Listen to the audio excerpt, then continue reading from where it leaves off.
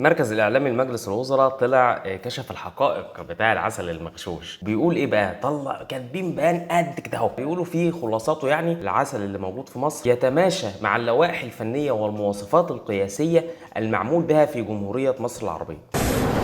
ده نهار ازرق يا استاذ. انا متشائم جدا. فاكر ان انت لما بتقول كده تبقى مطمنا؟ انت كده بتقلقنا اكتر. وبيقولوا ان مقدم المحتوى اللي نشر تلك المزاعم لم يلتزم بالمنهج العلمي السليم، اذ قام بنقل عينات من المنتجات الاصليه من عبواتها التجاريه الموثقه الى عبوات مجهوله المصدر وغير مخصصه للحفظ السليم. انا قلت كده برضه، قلت كده بالظبط زي ما انت قلت بالظبط. بصوا يا جماعه، احنا ممكن نتكلم في نسب، نتكلم في تركيبات، نتكلم في معايير، انما اما تقول لي ان الراجل نقل العسل من علب الازاز للعلب البلاستيك فدي حولته من عسل لحلاوه طحينيه او من عسل لزيت عربيات، يعني ما ينفعش، ما ينفعش. انا اطمنت. مش انا قلت لكم في الفيديو اللي فات ان انا اطمنت على الاخر. اتكلم يالا عدل يالا.